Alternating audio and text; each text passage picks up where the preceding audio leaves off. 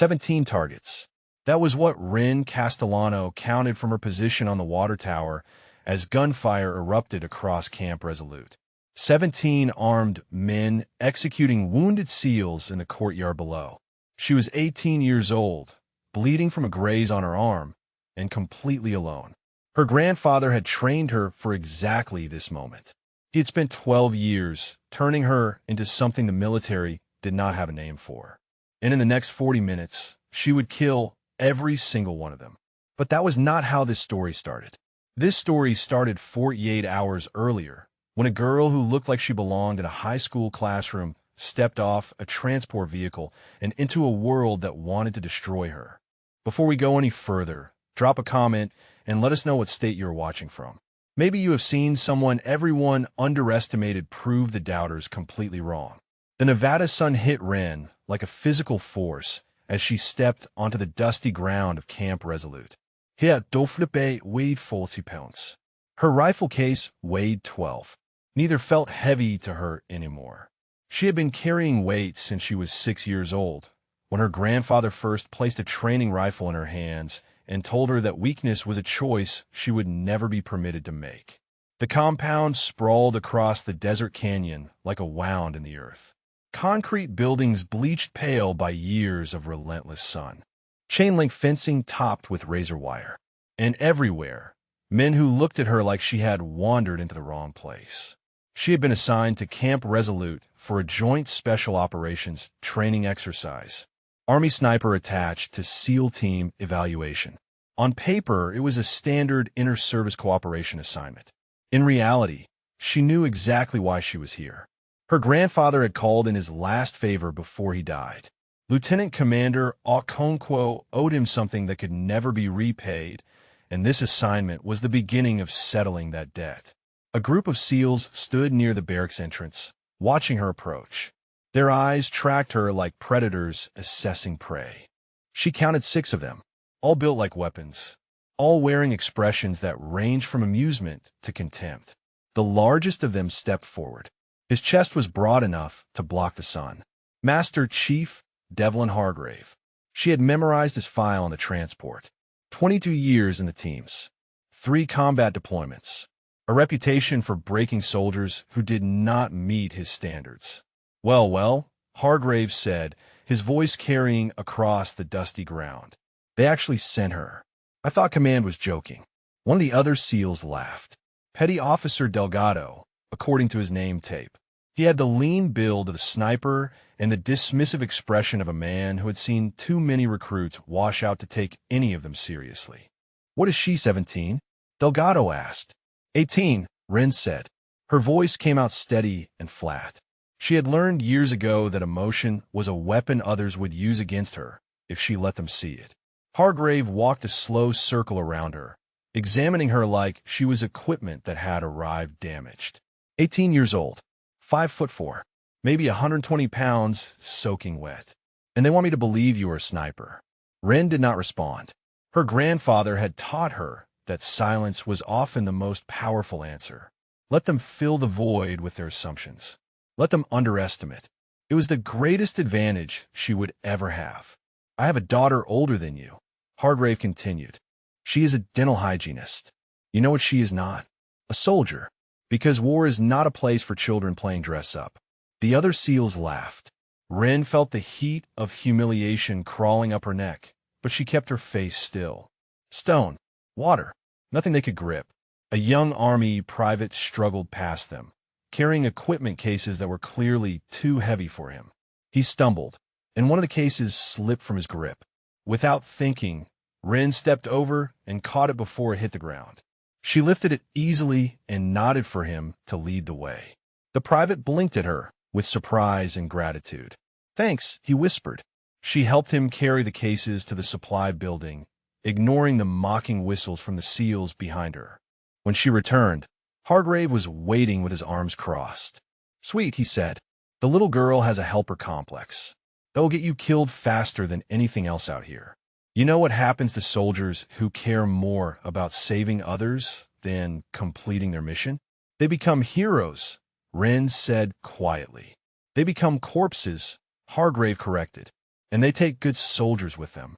He stepped closer, close enough that she could smell coffee and tobacco on his breath. I'm going to do you a favor, Private. I'm going to make the next 2 weeks so miserable that you quit. You will hate me. You will cry yourself to sleep. But you will be alive to hate me, which is more than I can say for what will happen if you ever see real combat. Rin met his eyes. Something flickered in her gaze, something old and cold that did not belong in an 18-year-old face. But it vanished before Hargrave could identify it. I do not quit, she said. Hargrave smiled. It was not a kind expression. Everyone quits eventually. The only question is how much pain they can take first. He turned to the other SEALs. $50, says she is gone by morning. Any takers? The betting started immediately. Delgado put 100 on 3 days. Another SEAL gave her a week out of what he called generous optimism. They laughed and made their wagers while Rin stood motionless, letting their contempt wash over her like desert wind. That night, alone in her assigned quarters, Rin unpacked her rifle with hands that did not shake. She had rebuilt this weapon 1,000 times in the dark. Her grandfather had made her practice until she could do it blind, deaf, and half asleep. She touched the stock where he had carved 3 small notches. Not kills, lessons. The 3 times she had failed him during training. The 3 times he had made her start over from the beginning. The old man had been dead for 3 months now. Cancer had taken him slowly, giving them time to say everything that needed saying. His last words to her had been simple. Show them what I made you. Show them all. Rin looked out the window at the dark shapes of the compound. Somewhere out there, SEALs were laughing about the child who thought she could play soldier. Somewhere out there, Hargrave was planning new ways to break her. They had no idea what they were dealing with, but they would learn. The first day of training began before dawn. Rin was already awake when the alarm sounded, already dressed, already prepared. She had not slept more than 3 hours. Her grandfather had trained her to function on less. The sniper assessment course stretched 3 kilometers into the canyon, with targets positioned at varying elevations and distances. Rin followed the group of SEALs to the range, keeping her distance, saying nothing. She had learned that silence made people uncomfortable. It made them fill the void with words that revealed more than they intended. Delgado ran the assessment. He stood at the firing line with a clipboard, his expression already skeptical before anyone had taken a single shot. The SEALs went first, putting rounds downrange with the precision of men who had been doing this for years. Their scores were excellent, professional, exactly what training and doctrine produced. Then it was Rin's turn. She settled into her position, and immediately Delgado's eyebrows furrowed. Her stance was wrong. Her grip was wrong. The angle of her elbow, the placement of her cheek against the stock, the rhythm of her breathing. Everything about her form violated the manuals he had memorized. What the hell is that? Delgado asked. Who taught you to shoot like that? Rin did not answer. She simply began firing. Every target fell. Every single one. From 200 meters to 800 meters, including the ones partially obscured by cover. Her groupings were tight enough to cover with a quarter. But the way she achieved those results made no doctrinal sense. Delgado studied the targets through his spotting scope, then studied her, then studied the targets again. His confusion was visible. She had outscored every SEAL on the range while breaking every rule he knew. Explain your technique, he demanded. Rin finally spoke, her voice flat and clinical. Standard doctrine assumes a static shooter in predictable environmental conditions. My technique accounts for micro-adjustments in real time. The form looks wrong because the form is not designed for a firing range. It is designed for combat. That is not how snipers operate, Delgado said. Rin met his eyes. It is how I operate. From a distance, Lieutenant Commander Okonkwo watched the exchange through binoculars. He stood on the operations center balcony, his coffee growing cold in his hand. He had known this moment would come. He had known since the day he received word that the old man had died and that his granddaughter was requesting active duty assignment. The last time Okonkwo had spoken to Rin's grandfather was in a hospital room that smelled of antiseptic and approaching death. The old man had gripped his wrist with surprising strength for someone whose body was failing. "She is ready," the old man had said. "She is more ready than anyone you will ever meet. But they will not see it. They will see a girl, a child. You have to give her the chance to prove them wrong." Okonkwo had owed the old man his life 3 times over. Operations that did not exist. Missions that were never recorded. Debts that could never be officially acknowledged. So he had made the arrangements. He had pulled strings that should not have been pullable. And now he watched as the old man's legacy stood on a firing range, surrounded by men who wanted her to fail. "I will not interfere," he had promised, no matter what she faces. It was the hardest promise he had ever made. Back on the range, Hargrave had arrived to witness the assessment results. His expression darkened as he reviewed the scores. This had to be a mistake, some kind of fluke or favorable conditions. There was no way this child had outshot his seals. "Run it again," he ordered. Rin ran it again. Her scores were even better this second time. Hargrave's jaw tightened. He turned to address the assembled seals with forced casualness. "Impressive shooting on a controlled range. Let us see how she performs when things get complicated." He assigned Rin to the worst duties available. Latrine cleaning, equipment maintenance, inventory logging, work designed to exhaust and humiliate. The other SEALs took their cue from his hostility. They froze her out completely. No one spoke to her at meals. No one acknowledged her presence in the barracks. She became a ghost moving through a world that pretended she did not exist. The isolation was crushing in a way that physical hardship never could be. Rin had been lonely before, but this was different. This was organized rejection, systematic erasure of her humanity. She ate alone. She trained alone. She existed in a bubble of silence that pressed against her from all sides. But she endured. She endured because her grandfather had taught her that endurance was the only skill that truly mattered. Talent could be developed. Strength could be built. But the ability to absorb punishment and keep moving forward, that was either in your bones or it was not. That night, after the compound had gone dark and the SEALs had retreated to their quarters, Rin slipped out alone.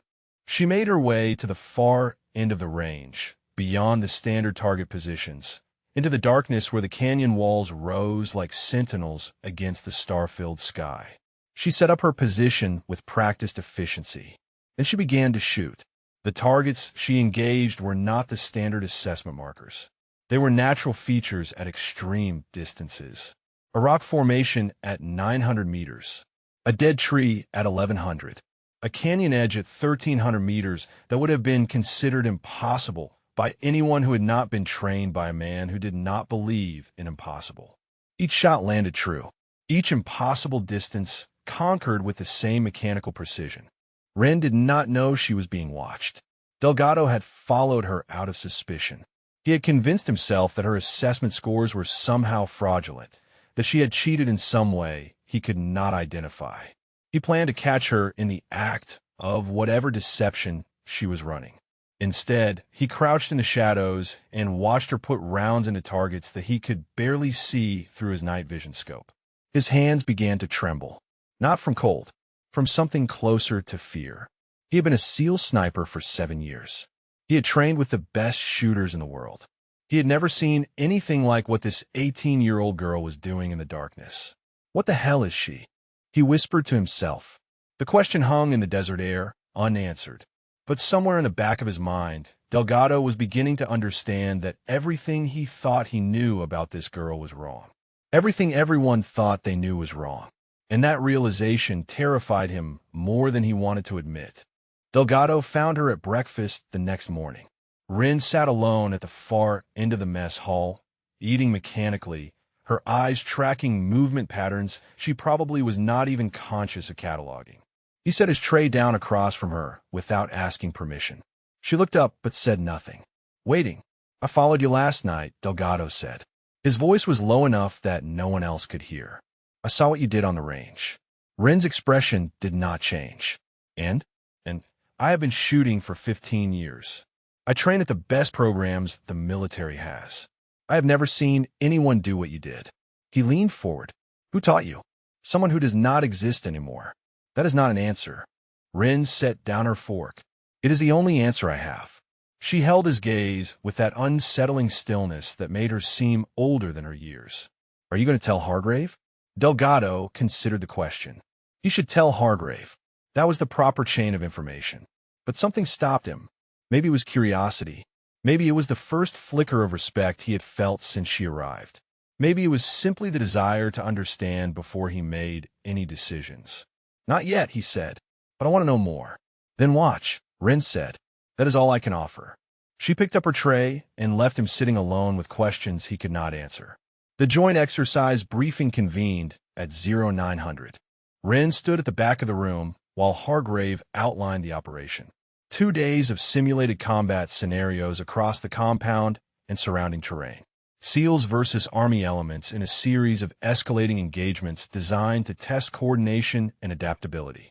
When he reached the personnel assignments, Hargrave's eyes found Rin with cold satisfaction. Private Castellano will be assigned to support Position Echo. Eastern Perimeter Observation. Her role will be to monitor and report. Nothing more. Support Position Echo was a joke assignment. A token gesture that kept her technically involved while ensuring she contributed nothing of value. Rin recognized it for what it was. Another attempt to break her through marginalization. She accepted without argument. Delgado watched the exchange from his seat near the front. He noticed that Rin's hands remained perfectly still at her sides. No clenching, no tensión. Just that unnatural calm that he was beginning to find more unnerving than any display of anger would have been.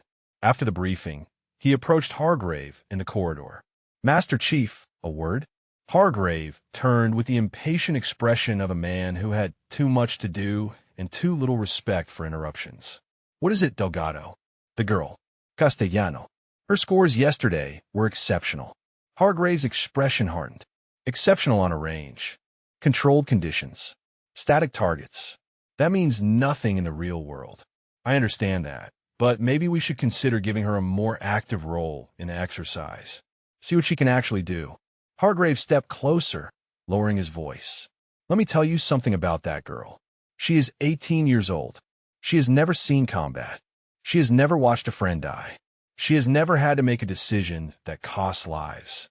He paused, and something shifted in his eyes. Something that looked almost like pain. I have buried soldiers younger than her. Good soldiers. Soldiers who had more training, more experience, more everything. And they still died because war does not care how talented you are. Delgado frowned. So you're trying to protect her by driving her out? I'm trying to save her life. Hargrave's voice carried a weight that surprised Delgado. Every young soldier thinks they are ready. They watch movies, they play games, they imagine glory. Then they get into the real thing and they freeze. Or they panic. Or they make one wrong decision and people die. He shook his head. She's a child, Delgado. A child with a rifle and delusions about what she can handle. The kindest thing I can do is shatter those delusions before they get her killed. He walked away before Delgado could respond. That night, Okonkwo stood on the operations center balcony, watching the compound prepare for the next day's exercise. The tension between Hargrave and Rin had not escaped his notice. Nothing in this compound escaped his notice. His phone buzzed. A message from an old contact, someone who had worked with Rin's grandfather in the shadow world of operations that never officially happened. The message was simple. Is she everything he said? Okonkwo typed back. I do not know yet, but I'm beginning to think she might be more.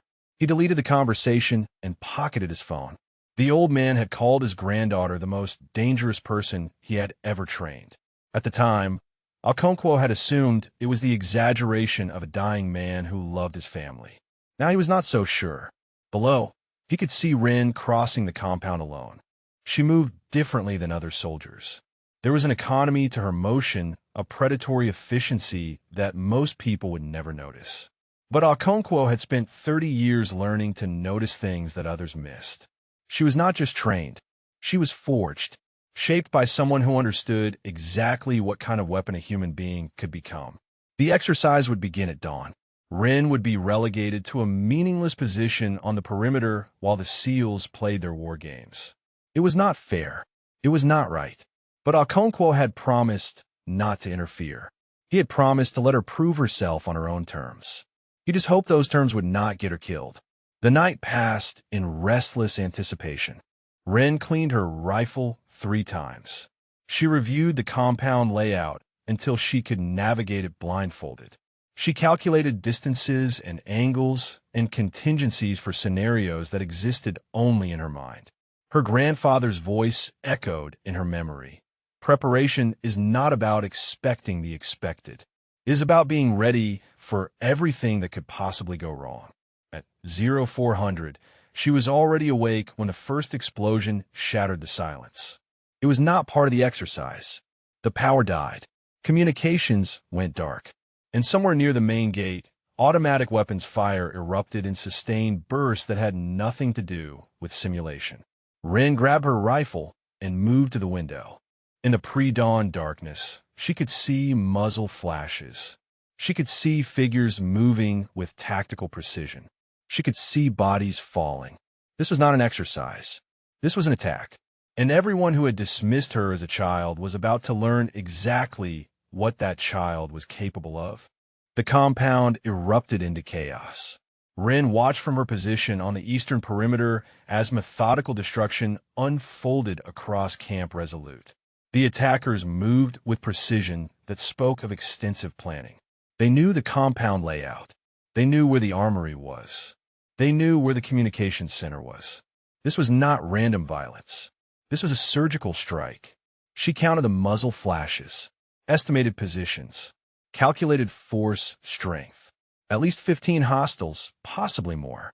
Professional military contractors based on their movement patterns. Coordinated fire teams advancing in leapfrog formation. The SEALs were scattered across the exercise staging areas when the attack began. Some were already down. Others were pinned behind inadequate cover, returning fire with weapons loaded for training scenarios, not real combat. Ren's mind processed the tactical situation with cold clarity. Her grandfather's voice filled her head, steady and calm as it had been during 1,000 training sessions. When everyone else panics, you calculate. Panic is a luxury for people who can afford to die. She could not afford to die. Not yet. Not until she understood what was happening and found a way to stop it. A figure emerged from the pre-dawn shadows near the main gate. Tall, broad-shouldered, moving with the confident stride of a man who knew he was winning. He directed his forces with hand signals, orchestrating the assault like a conductor leading a symphony of violence. Colonel Victor Sorokin. Ren did not know his name yet, but she memorized his face. The way he moved, the authority in his gestures. He was the leader. He was the primary target. Near the motor pool, she spotted Hargrave pinned behind a concrete barrier. 2 hostiles were flanking his position, moving to cut off his retreat. He had maybe 30 seconds before they had a clear shot. Ren made her decision in the space between heartbeats. She broke from her position and began moving toward the compound interior. Not running. Running attracted attention, created noise, burned energy. She moved in a controlled glide, using shadows and cover the way her grandfather had taught her. Invisible, patient, lethal. The water tower rose at the compound center, the highest point for half a mile in any direction. From there, she would have sight lines across the entire battlefield. From there, she could make a difference. She passed 2 bodies on her way, SEALs she recognized from the mess hall. Men who had laughed at her yesterday. Men who would never laugh at anyone again. Their eyes stared at nothing, blood pooling beneath them in the dust. Ren did not stop. She could not stop. Grief was a luxury, and she could not afford luxuries right now. The water tower ladder was cold beneath her hands. She climbed quickly, rifle slung across her back, every movement economical and silent. At the top, she settled into a prone position and brought her scope to her eye. The compound spread out below her like a tactical map come to life. She could see everything. The hostiles advancing in coordinated teams. The surviving defenders scattered and disorganized. The bodies already cooling in the morning air. She began counting targets, prioritizing, calculating distances and wind adjustments and shot sequences. 17 hostiles total, including the leader. 17 targets between her and whatever outcome this day would bring. Near the barracks, a cluster of survivors had barricaded themselves inside. She recognized the young army private she had helped on her first day. He was pressed against a window, terror visible even at this distance. 2 hostiles were approaching the building, weapons raised. Ren adjusted her aim. 400 meters. Slight crosswind from the east. The first hostile was moving, which complicated the shot. She would have a window of less than 2 seconds when he paused to breach the door. She controlled her breathing, felt her heartbeat slow, let the world narrow to the space between her eye and the target. The hostile paused. Ren fired. The round covered 400 meters in less than half a second. It struck the hostile center mass, dropping him before he could register what had happened. His partner spun, searching for the source of the shot, and Ren fired again. The second hostile fell beside the first. Inside the barracks, the survivors would be confused. They would not know who had saved them or why. That was fine. Understanding could come later. Survival came first. Across the compound, Sorokin heard the distinctive crack of precision rifle fire. He raised a fist, halting his advancing teams. His eyes scanned the terrain with professional assessment. "They have a sniper," he said in accented English. His voice carried the cold calm of a man who had faced worse situations and prevailed. "Find them. Priority target."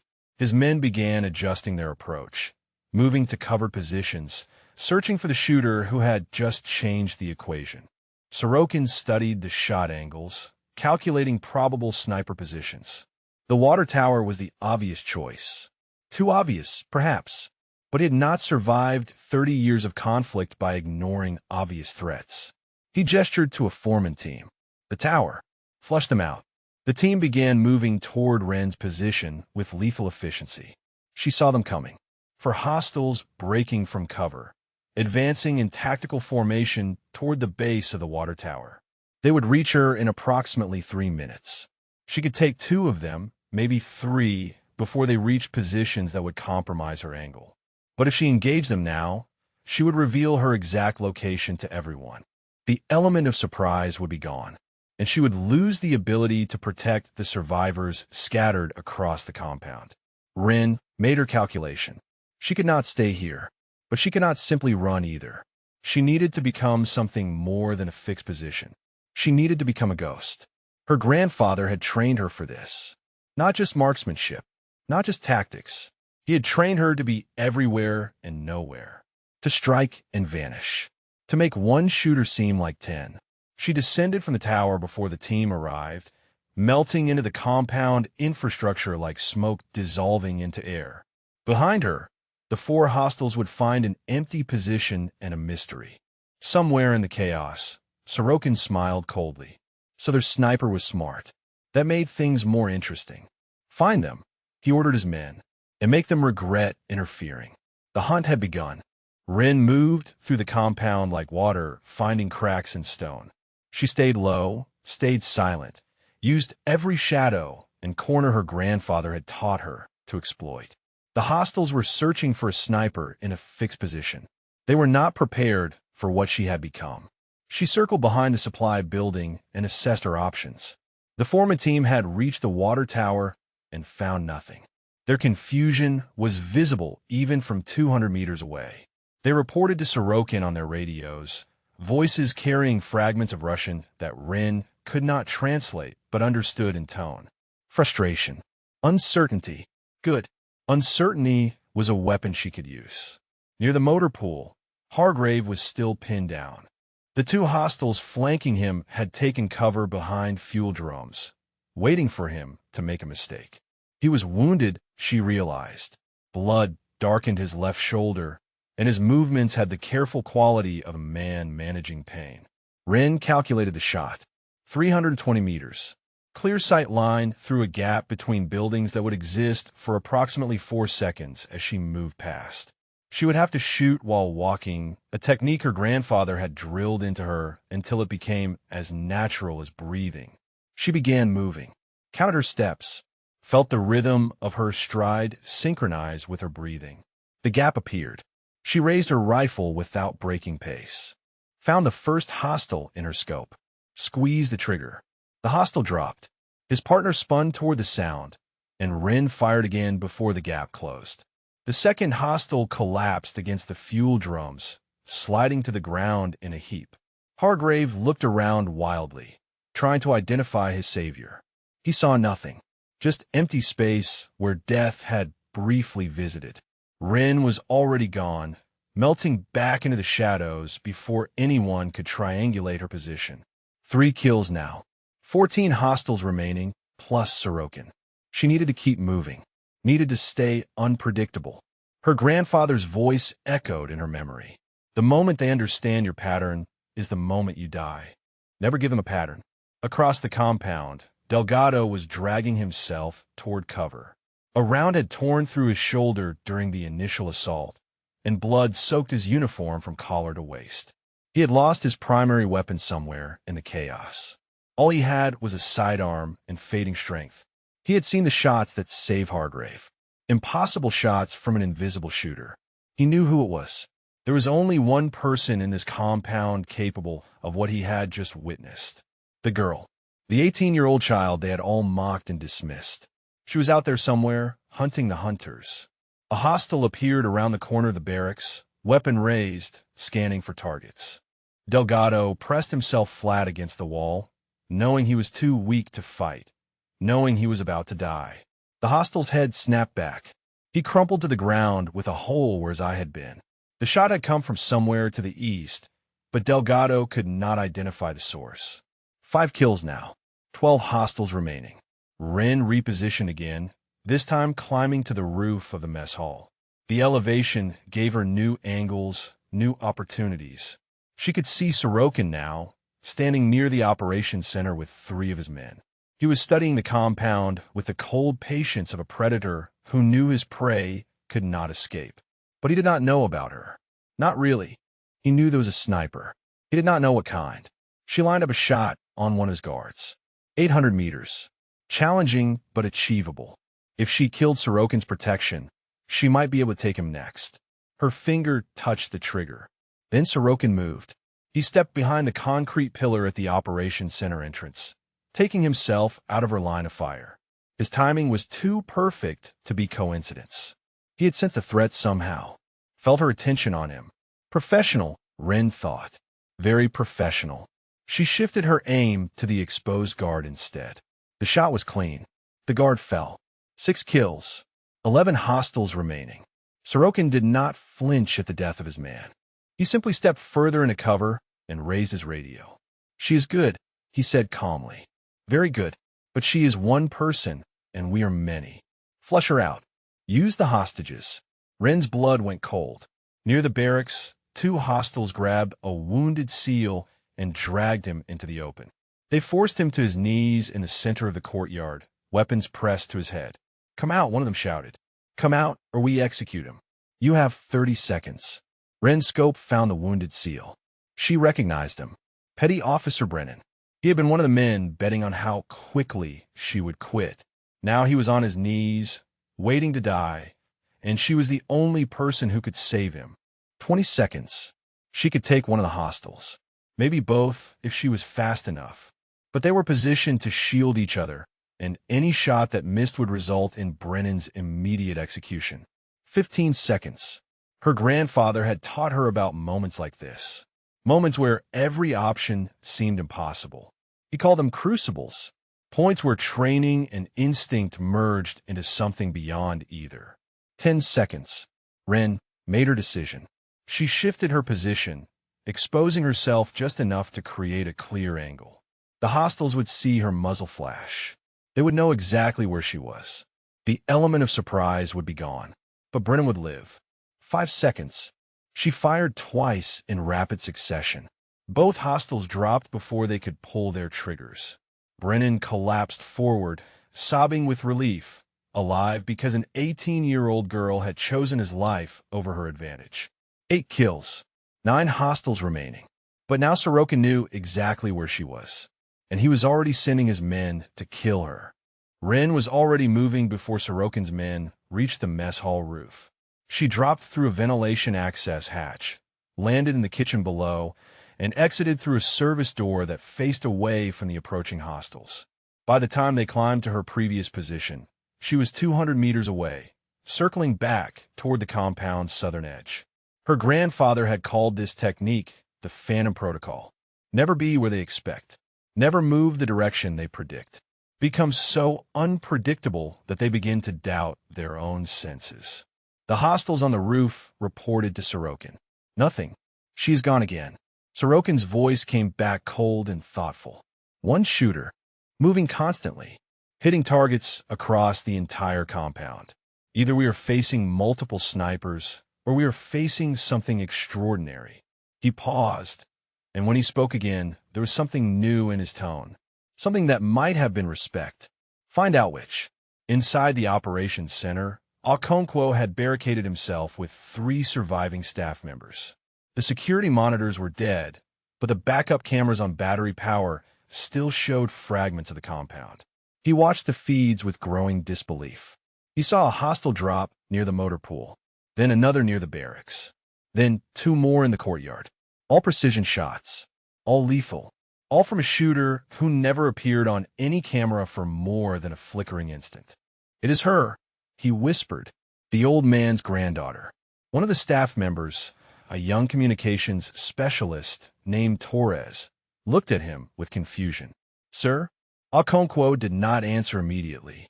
He was remembering a conversation from 15 years ago in a safe house in a country he was never officially in, with a man who was never officially there. Ren's grandfather had shown him something that night. A training video of a 12-year-old girl dismantling targets at distances that should have been impossible.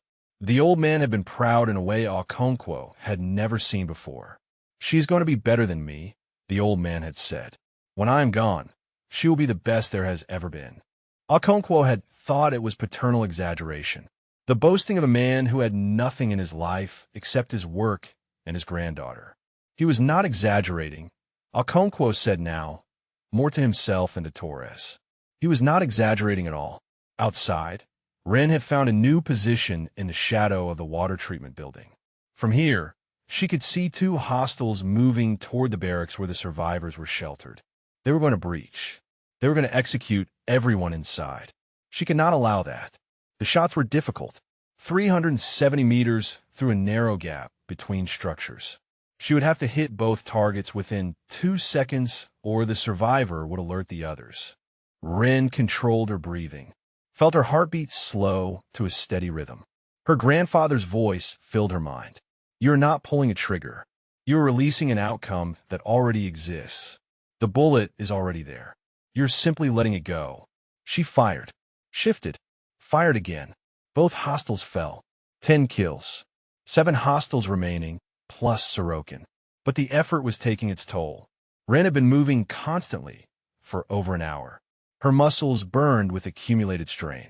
Her hands, usually so steady, had developed a faint tremor that she could only control through conscious effort.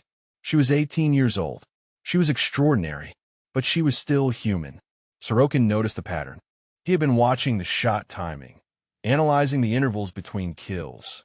His experience told him something that his men had not yet grasped. "She is tiring," he announced over the radio. "The gaps between shots are increasing.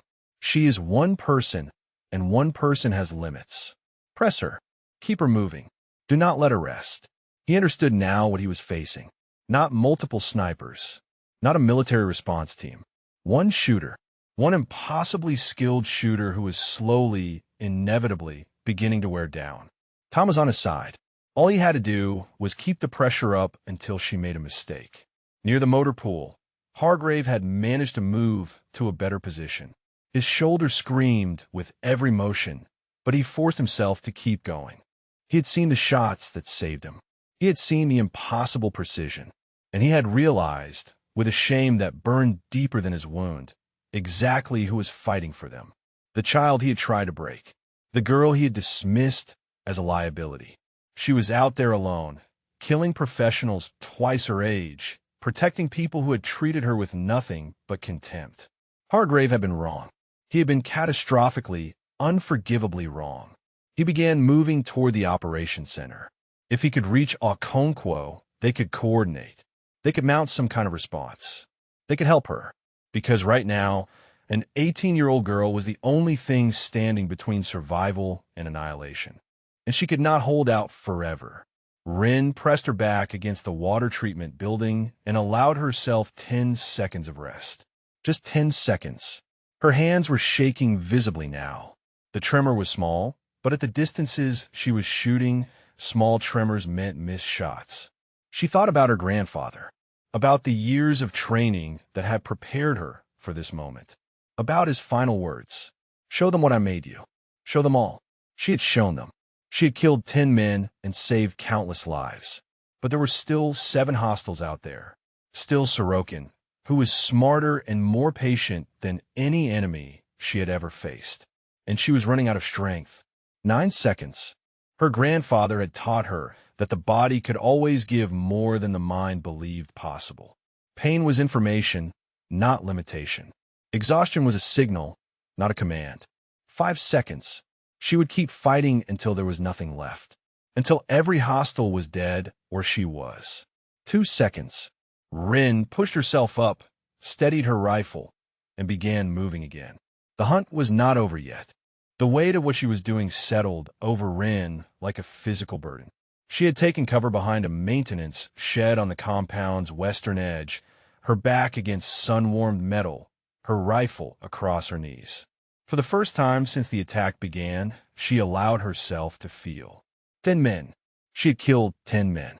Her grandfather had prepared her for the mechanics, the breathing, the trigger pull, the mathematical precision of sending a projectile through space to intersect with a human body.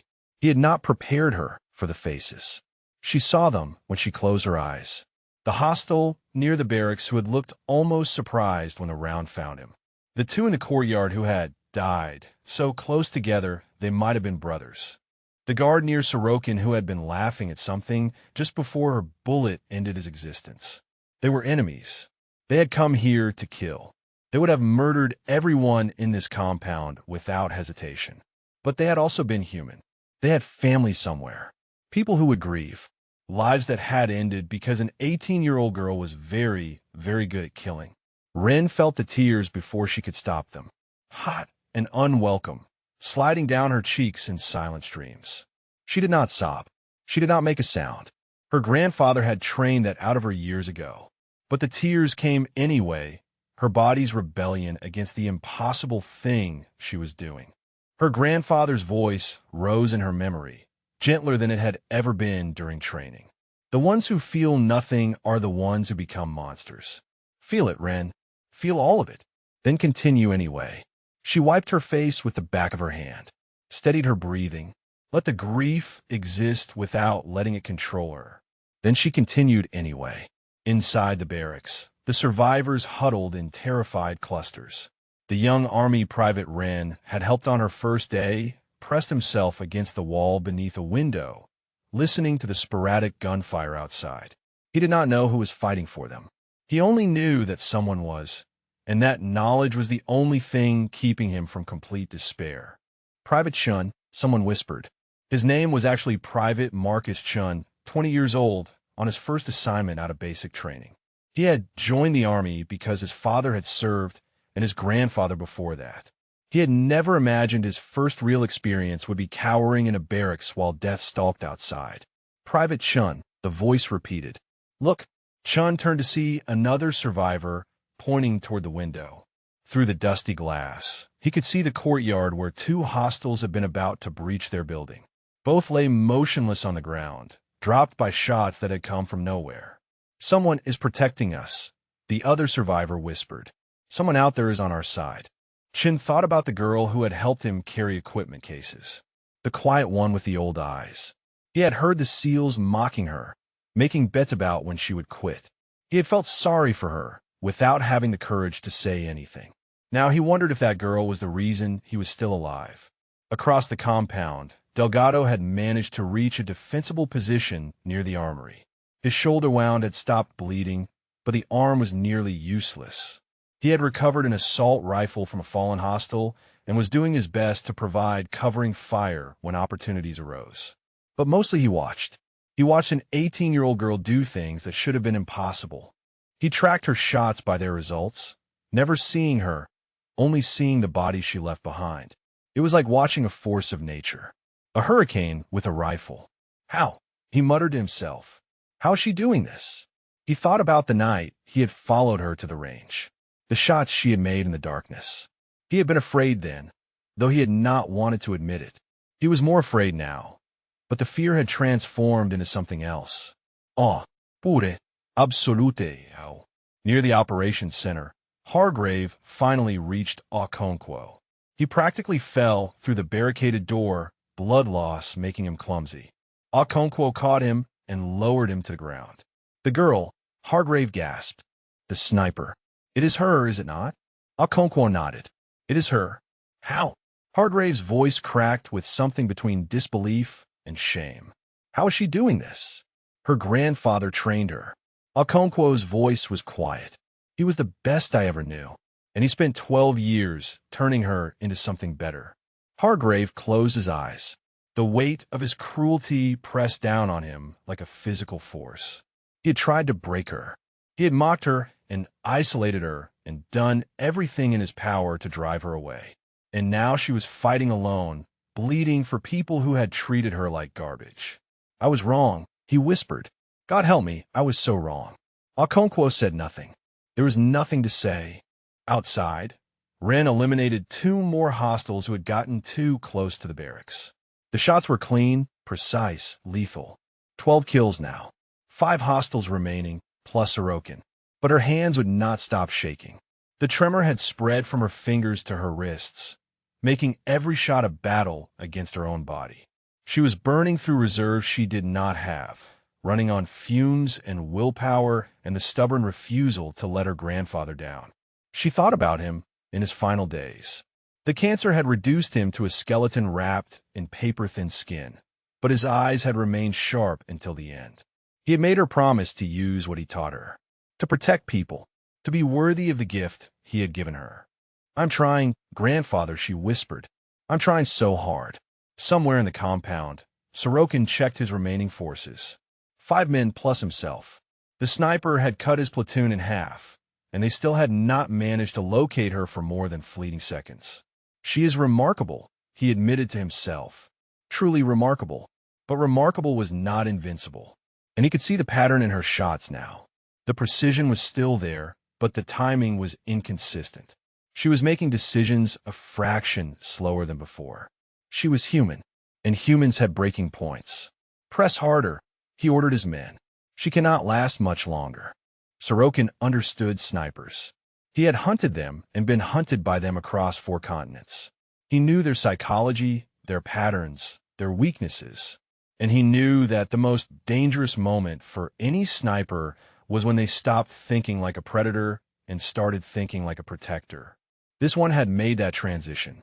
She was no longer hunting his men. She was defending the survivors. That meant she was reactive now, responding to his movements instead of dictating them. It meant he could set a trap she could not ignore. He gathered his 5 remaining men near the fuel depot. The position offered cover from most angles and a clear view of the barracks where the survivors sheltered. He gave his orders quietly, watching his men's faces for any sign of hesitation. We draw her out, he explained. Make her choose between her advantage and their lives. When she commits, we triangulate and eliminate. One of his men, a scarred veteran named Kozlov, frowned. She has killed 12 of us. Maybe we should pull back, complete the data extraction, and leave. Sorokin's expression did not change, but something cold flickered in his eyes. We were paid to leave no witnesses. Every person in this compound dies, including her. He turned toward the barracks. Especially her. Ren watched from the shadow of an overturned supply truck. She had repositioned again, driven by instinct and training to never stay in one place too long. Her body screamed for rest. Her hands trembled with exhaustion. But she could not stop. Now all hostiles still breathed. She observed Sorokin's men gathering near the fuel depot and felt a chill that had nothing to do with temperature. They were planning something. The way they positioned themselves, the angles they were covering. This was not random movement. This was a trap. Her grandfather had taught her about traps. Sometimes they are unavoidable, he had said. The enemy creates a situation where every option costs you something. When that happens, you have to decide what you are willing to pay. She watched as two of Sorokin's men broke from the group and began moving toward the barracks. They were not rushing. They were not trying to breach quickly. They were moving slowly, deliberately, making themselves visible. Bait.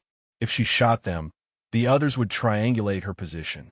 If she did not shoot them, they would reach the barracks and kill everyone inside. Sorokin had found her weakness. He had realized that she would sacrifice her tactical advantage to protect innocent lives. And now he was using that knowledge against her. Ren's mind raced through possibilities. She could reposition and try to find an angle that would let her engage without exposing herself. But there was no time. The two men were already halfway to the barracks. In 60 seconds, they would be inside. In 90 seconds, everyone she had fought to protect would be dead. Her grandfather's voice filled her head. Sometimes the trap is unavoidable. Enter it anyway, but enter it knowing where the exits are. She knew where the exits were. She had memorized every inch of this compound, every shadow, every angle, every possible escape route. If she was fast enough, precise enough, maybe she could spring the trap and still survive. Maybe. Ren rose from cover and began moving toward a position that would give her clear shots at the approaching men. She knew Sorokin's remaining forces would see her muzzle flash. She knew they would converge on her location. She knew she was betting her life on being faster than them. She made peace with that. The two hostiles reached the barracks door. One of them raised his weapon, preparing to breach.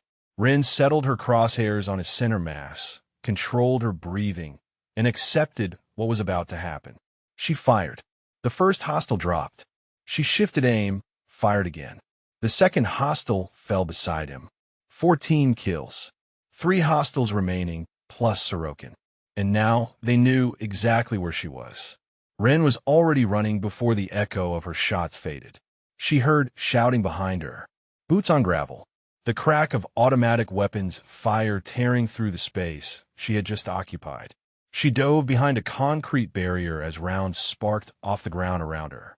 One of them caught her side, punching through flesh and exiting cleanly. The pain was immediate and overwhelming, a white-hot lance that stole her breath and buckled her knees. She had been hit. Ren pressed her hand against the wound and felt blood seeping through her fingers. Through and through, she told herself. Missed the major organs. She could still function. She had to still function. 3 hostiles were closing on her position. 20 meters. 15. 10. Her grandfather had prepared her for this moment. Not just the shooting, but the dying. He had made her understand that there would come a time when her body failed, and only her will remain. When pain became meaningless and survival became a choice rather than an instinct. That time was now. Ren rose from cover. Her side screamed in protest. Her hands shook so badly she could barely hold a rifle. But her eyes were steady, and her mind was clear. The first hostile appeared around the barrier, weapon raised. Ren shot him in the head from 3 meters away. He dropped without a sound. The second hostile was right behind him. He had time to register surprise before her next round found his throat. He collapsed, gurgling, dying. The third hostile tried to retreat. Ren stepped over his fallen comrades and put a round through his spine. He hit the ground face first and did not move again. 17 kills. Only Sorokin remained. Ren swayed on her feet. Blood ran freely down her side, dripping onto the dusty ground. Her vision blurred at the edges. Her body was shutting down, systems failing one by one. But she was still standing, and Sorokin was still out there. She pressed her hand harder against the wound and began moving toward the fuel depot. The hunt was not over. It would not be over until one of them was dead. Her grandfather had taught her that the only surrender was death, and she was not dead yet. Sorokin heard the gunfire. 3 shots in rapid succession, followed by silence. He waited for his men to report. The radio remained quiet. He tried again, calling each of their names. Nothing. She had killed them all. He stood alone now in the shadow of the fuel depot, processing this reality with the cold detachment of a man who had faced death many times before. 17 of his men, professionals with decades of combined experience, eliminated by a single shooter. By a girl. The mission was over. The data extraction was incomplete. The witnesses remained alive. By every metric that mattered, he had failed. But Viktor Sorokin had not survived 30 years of warfare by giving up when the odds turned against him. He had one final option. He could disappear into the desert, regroup, return another day. Or he could find this remarkable enemy and end her himself. Pride made the decision for him. He checked his weapon and began moving toward the sound of those final shots. Ren had made it 50 meters before her legs gave out. She collapsed against the wall of the communications building, leaving a bloody smear on the concrete as she slid to the ground. The wound in her side had not stopped bleeding. She was running out of time. She pressed her hand against the injury and forced herself to think. Sorokin was still out there. She had heard nothing on the radios she had taken from fallen hostiles, which meant he was either dead or maintaining radio silence. Given what she knew of him, she doubted he was dead. He would come for her. A man like Sorokin would not run from a wounded opponent. He would want to finish this personally. Ren, check her rifle. 3 rounds remaining. She had not had time to scavenge additional ammunition during her constant movement. 3 rounds would have to be enough. She pulled herself upright, using the wall for support. Her vision swam, dark spots dancing at the edges.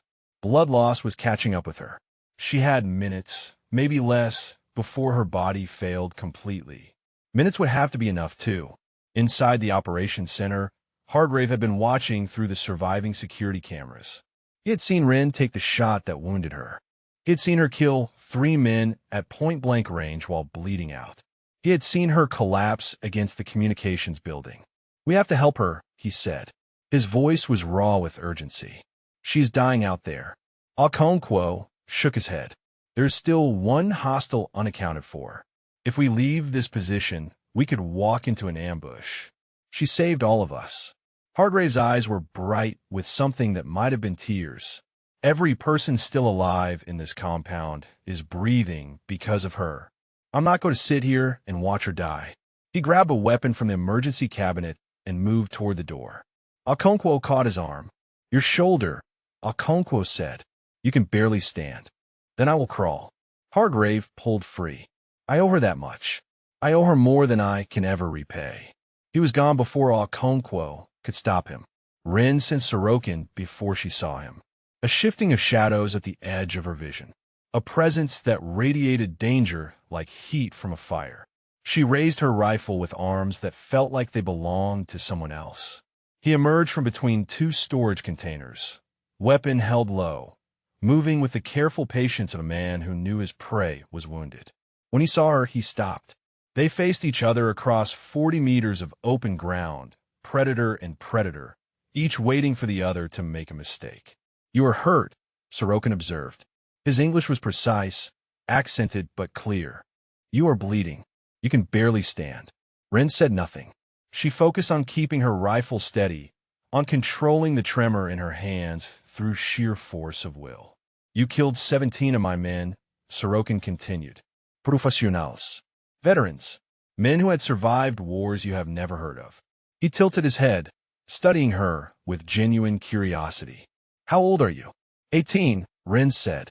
Her voice came out steadier than she expected. Sorokin smiled. It was not a cruel expression. It was almost respectful. 18 years old. Remarkable. Truly remarkable. He raised his weapon slightly. "In another life, I would have recruited you, trained you, made you into something legendary." "Someone already did," Ren replied. "Yes." Sorokin nodded slowly. "I can see that. Who was your teacher?" Ren thought about her grandfather, about the years of training, the endless repetition, the love disguised as discipline. He had given her everything, his knowledge, his skills, his life's work. And in the end, he had given her a purpose. "His name was Ghost," she said. "You probably never heard of him." Sorokin's expression changed. The color drained from his face, and for the first time since the battle began, Ren saw fear in his eyes. Real fear. "Ghost," he repeated. "The ghost." He made sure no one would know he was real, Rin said. But he was. And he trained me. Sorokin understood now. He understood what he was facing, what his men had been facing. The ghost was a legend in certain circles, a myth that operatives whispered about in safe houses and black sites. The greatest sniper who never existed. And this girl was his heir. Sorokin raised his weapon. Fear or no fear, he was not a man who surrendered. If he was going to die, he would die fighting. Ren saw his muscles tense, saw the decision form in his eyes. She had one chance, one shot before he fired, one moment to end this. Her grandfather's voice filled her mind one final time. You are not pulling a trigger. You are releasing an outcome that already exists. She released it. The shot crossed 40 meters in a fraction of a heartbeat. Ren's round found Sorokin's chest before his finger could complete the trigger pull. He staggered backward, weapon falling from his grip, eyes wide with the shock of a man who had finally met his equal. He looked down at the wound, then back at Ren. Blood bubbled at his lips when he tried to speak. The ghost's air, he managed. Then his legs folded beneath him, and he collapsed to the dusty ground. Victor Sorokin, who had survived 30 years of shadow wars, died staring at the Nevada sky.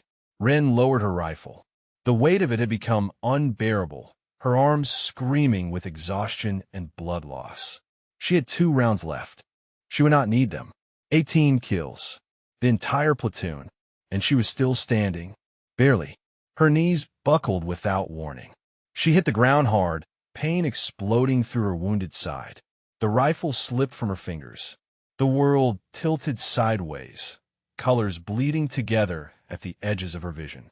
This is what dying feels like, she thought. Her grandfather had described it once. The cold creeping inward from the extremities. The sounds growing distant. The strange peace that settled over everything. She was not afraid. She had done what she promised. She had shown them what he made her. She had protected people who could not protect themselves. Grandfather would be proud. Footsteps, running, voices shouting words she could not quite understand. Rin tried to lift her head, but the effort was beyond her. She lay in the dust, blood pooling beneath her, watching the sky fade from blue to gray to nothing. Hargrave reached her first. He skidded to his knees beside her body, hands immediately pressing against the wound in her side. The blood was everywhere, soaking through his fingers, too much for such a small body. Stay with me, he commanded. His voice cracked on the words. Do not you dare die. Not after everything. Stay with me. Rin's eyes fluttered. She could see his face above her, twisted with fear and guilt, and something that looked almost like love. The same face that had sneered at her 2 days ago. The same voice that had promised to break her. Funny how things changed. Delgado arrived seconds later, arms still useless, but legs carrying him forward on pure adrenaline. He saw Sorokin's body first, then followed the trail of blood to where Hargrave knelt over Ren. Is she alive? Barely. Hargrave did not look up. Get Okonkwo. Get the med kit. Get something. Delgado ran. Other survivors began emerging from their hiding places. They approached slowly, disbelieving, staring at the bodies scattered across the compound. Private Chun came out of the barracks and saw the 2 hostiles lying dead at the door they would have breached if not for shots that came from nowhere. He followed the sounds of shouting and found Hargrave cradling Ren in his arms. That is her, Chun whispered. The girl who helped me. One of the SEALs heard him. What do you mean? My first day. I was struggling with equipment. She helped me carry it. Chen's voice trembled. She was the only one who was kind to me. The SEALs exchanged glances heavy with shame.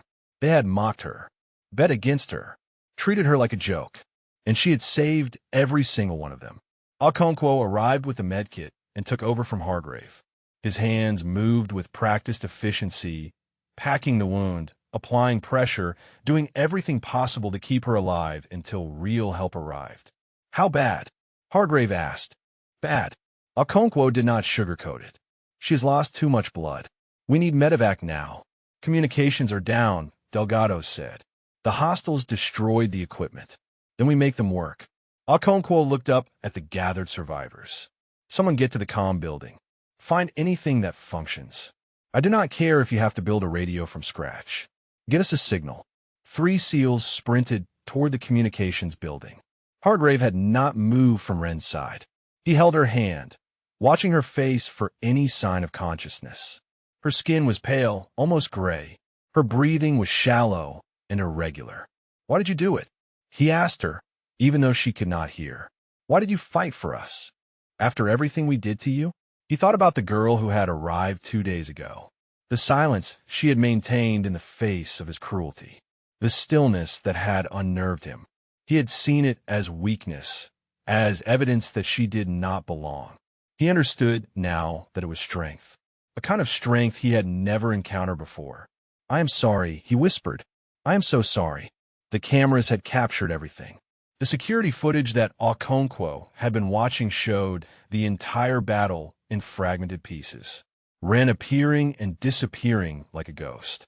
Bodies falling at impossible distances.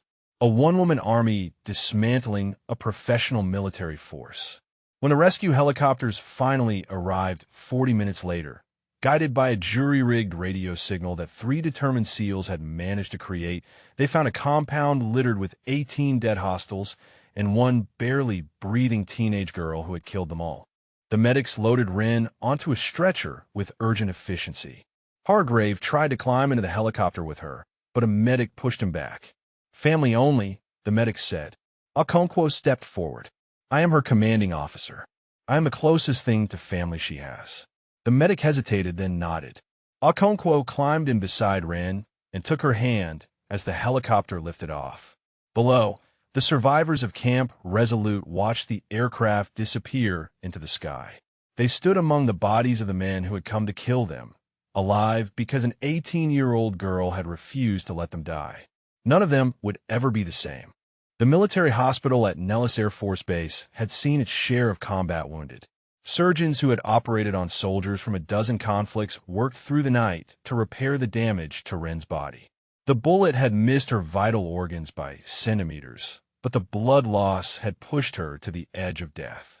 For 3 days, she drifted in and out of consciousness.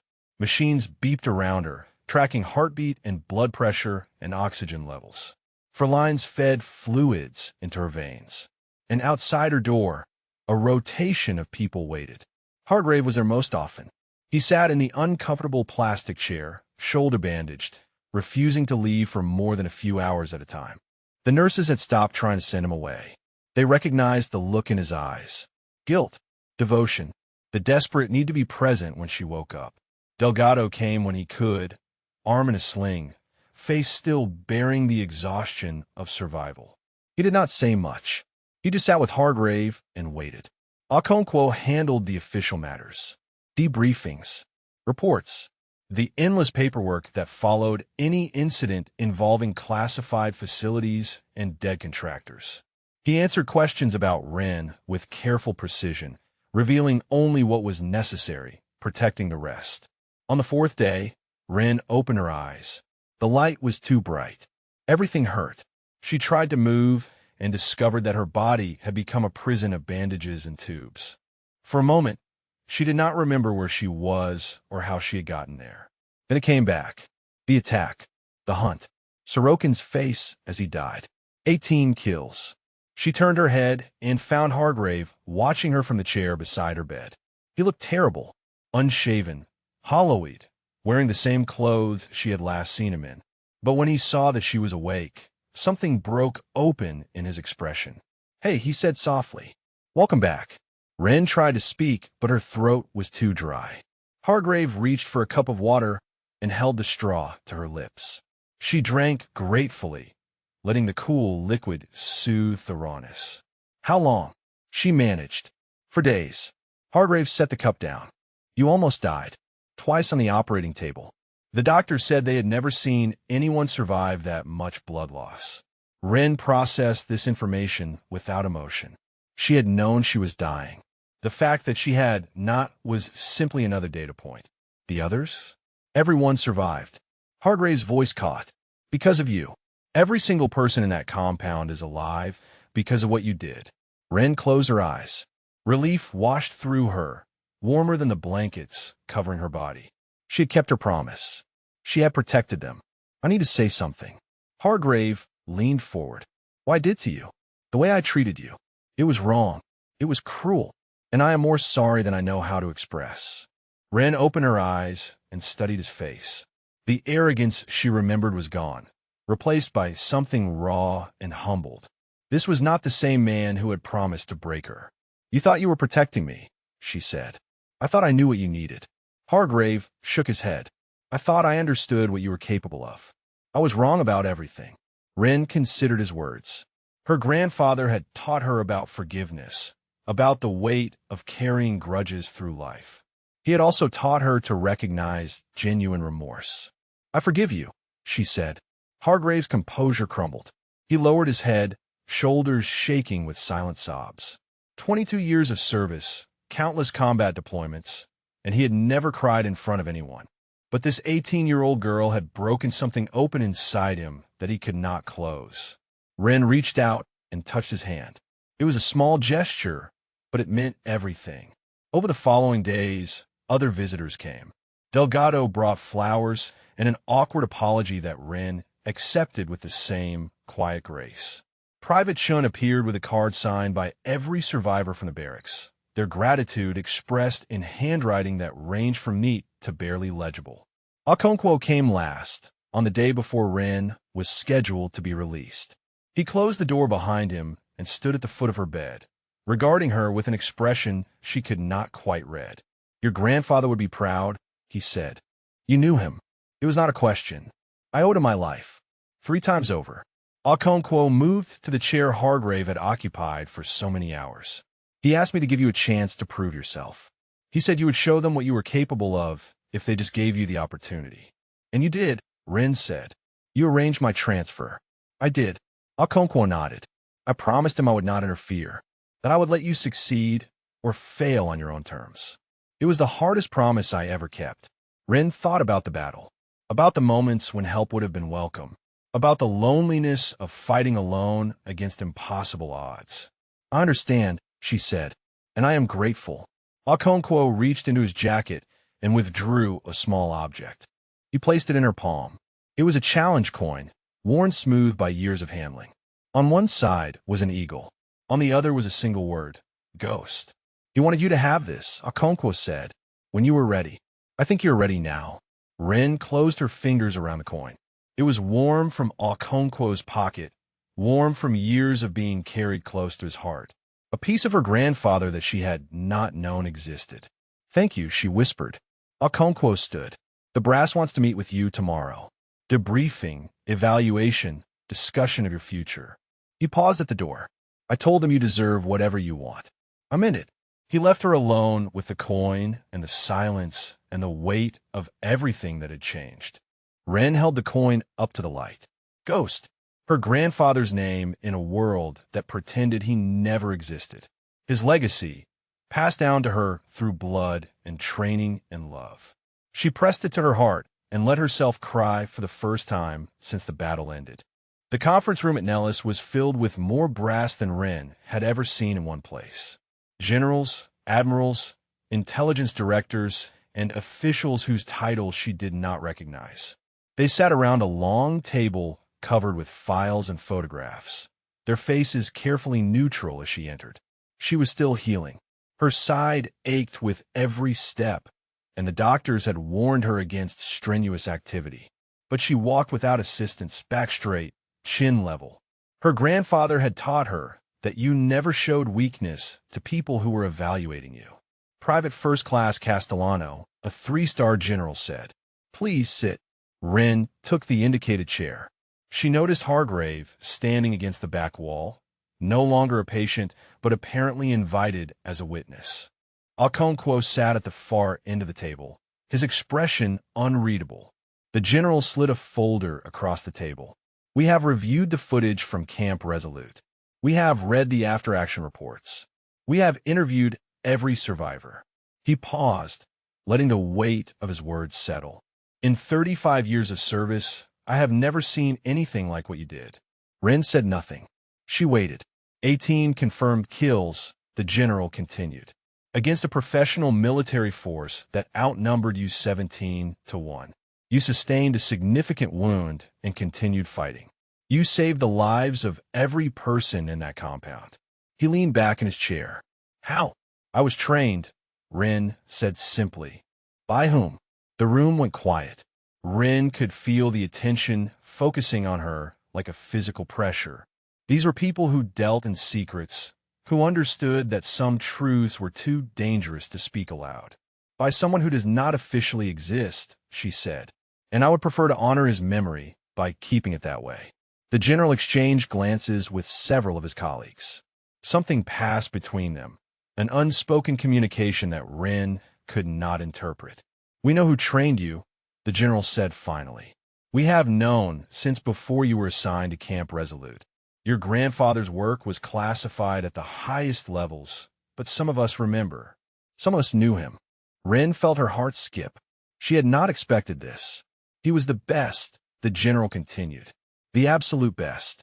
And apparently, he passed everything he knew to you. He folded his hands on the table. The question now is what we do with you. Another official spoke up, a woman in civilian clothes with sharp eyes and an intelligence agency pin on her lapel. Your skills are extraordinary. Unprecedented, frankly. There are programs that would benefit enormously from someone with your capabilities. You mean you want to use me? Ren said. We want to offer you opportunities, the woman corrected. Training. Resources. A chance to serve your country in ways that most soldiers never get to experience. Ren considered the offer. She thought about her grandfather, about the years he had spent in the shadows doing work that no one would ever acknowledge. He had given his life to that world, and in the end, it had given him nothing but secrets and solitude. She did not want that life. I appreciate the offer, she said carefully, but I did not fight at Camp Resolute because I wanted to be a weapon. I fought because people needed protection and I was able to provide it. The room shifted. Some of the officials looked disappointed. Others looked intrigued. What do you want? The general asked. Ren thought about the question. She thought about her grandfather's final words. Show them what I made you. She had done that. She had shown them. But there was more to his legacy than killing. I want to serve, she said, but on my terms.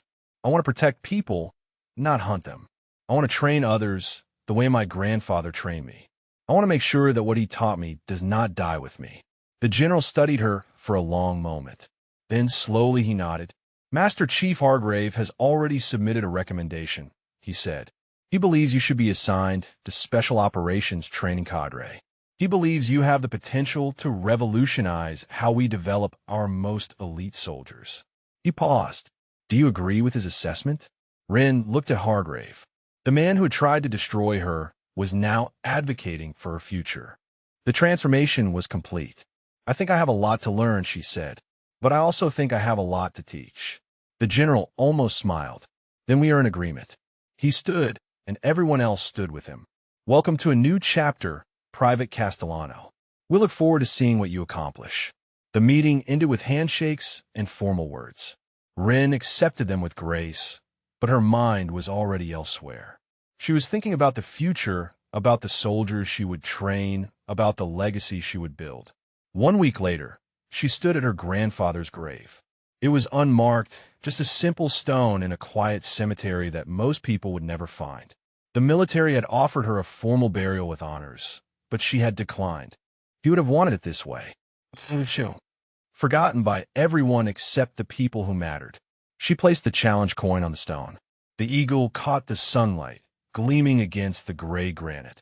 I kept my promise, she said softly. I showed them what you made me. I protected people. I proved that everything you taught me was worth something. The wind stirred the grass around her feet. Somewhere in the distance, a bird called out. I'm going to teach others now, she continued. I'm going to pass on what you gave me. Your legacy will not end with me, grandfather. I will make sure of that. She stood in silence for a long moment, letting the peace of the place settle into her bones. The weight she had been carrying since his death began to lift, replaced by something lighter. Purpose, direction, hope. I love you, she whispered, and I will make you proud. Every single day. She turned and walked away from the grave, toward the car where Hargrave waited to drive her to her new assignment. The sun was warm on her face. The future stretched out before her, full of possibilities she was only beginning to imagine. Ren Castellano was 18 years old. She had killed 18 men and saved countless lives. She had proven everyone wrong and earned the respect of warriors who had dismissed her as a child. And she was just getting started. If this story moved you, drop a comment and let us know your favorite moment. Maybe share a time when someone you know was underestimated and proved everyone wrong. We would love to hear your story.